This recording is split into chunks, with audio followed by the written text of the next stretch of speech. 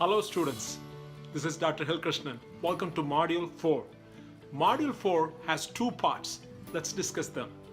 The first part of Module 4 is religion and politics, especially Islam and politics, because of the new emerging threats of international actors like ISIS and Al-Qaeda.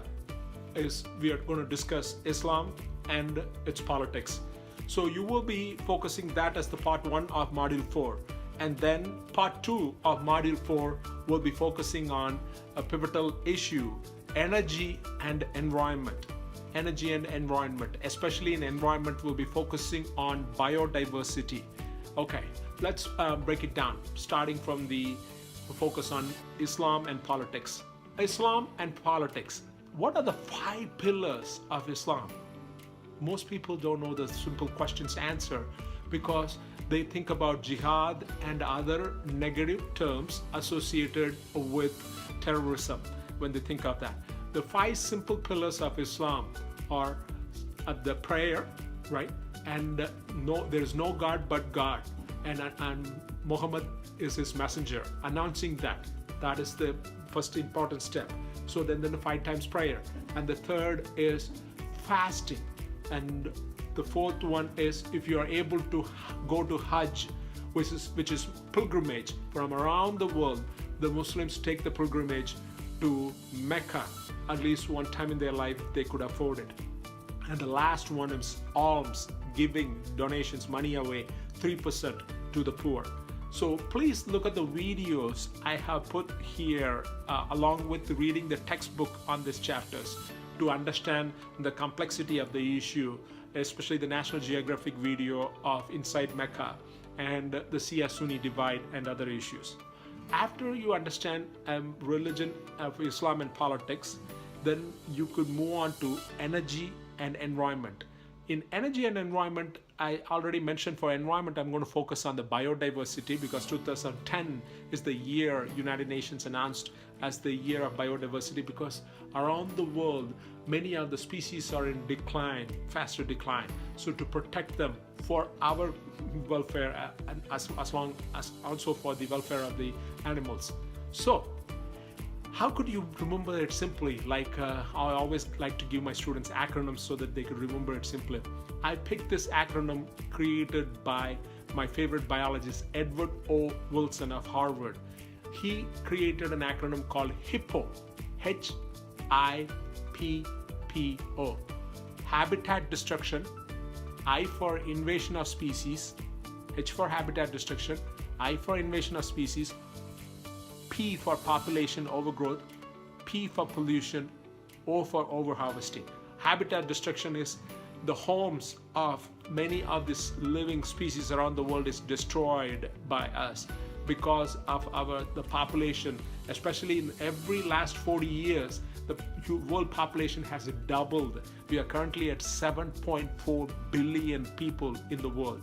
Correct? With the increase in human population, we go into new areas where the species homes are destroyed. Like for example, Amazon forests are destroyed every day while we speak, and their homes of the species disappears with them, and the habitat gets destroyed. The species gets destroyed along with it. Invasion of species is a global more than $1 trillion, trillion, not a billion or a million, a trillion with a T, $1 trillion problem, bringing species, animals or a plant species from one place to another and introducing it, and it creates, you could look into the PowerPoint slides I have added to this course. It creates a havoc in destruction in the country's GDP.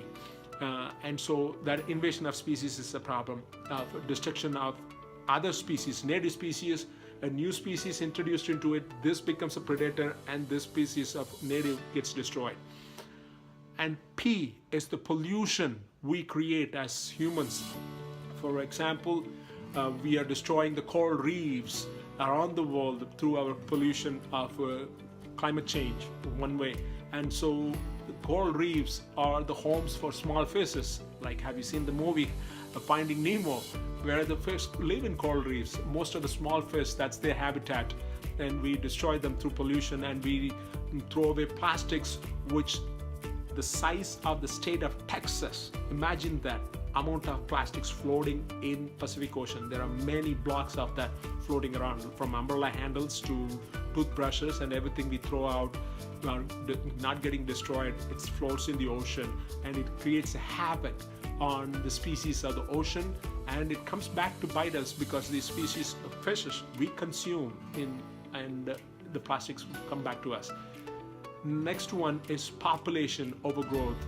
Every time population increases, it puts the stress on the water requirement for living and the food requirements for the population.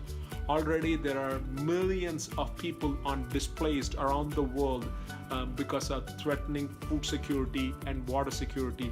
There's a wonderful book called River Runs Dry.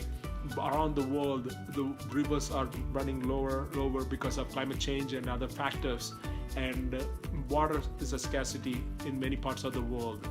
So population overgrowth, if we say the population by 2040 increases by another 2 billion, we need arable land about the size of the state of Brazil, not the arable land in the country Brazil, but the entire Brazil as arable land to feed the extra growing population. We don't have that. So this puts stress on the environment. It's over harvesting. Everywhere humans are over harvesting the oceans to land animals. For example, some of these are illegal now, but for a long time it wasn't. Deep trawling, putting the net in while catching the fish. We also catch things which think unwanted, from turtles to dolphins, and we all throw them overboard, and it's all destroys and creates a havoc, because Elton Pyramid, when the predators on the top gets killed, the ones in the middle multiplies in large number because they are not kept in check by the predator. We take out the predators, like for example sharks, and then the middle species multiply and they destroy the bottom ones which they depend on. Like for example, coyotes removed from the United States, the porcupines multiply in large number, and then porcupines create a havoc in the tree barks and others. So unintended consequences we create in the destruction of biodiversity.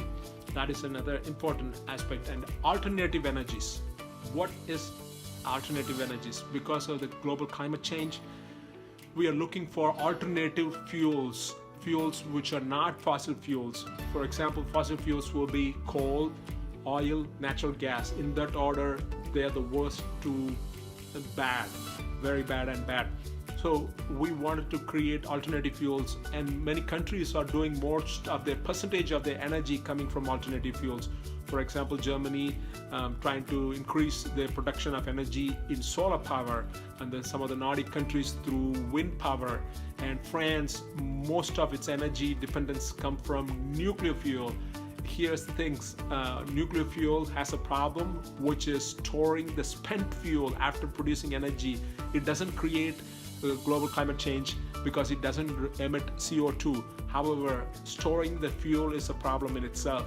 So most of our France energy comes from nuclear energy, but they recycle the nuclear material, whereas in the United States we don't recycle. Most of our fuel is stored away in the Yucca Mountain in Nevada and other places. So the spent fuel is a problem, and it's the worry of radioactive material stored away in long term. It could seep into earth 1 second. If there's an earthquake, it could come out, and all these problems we face.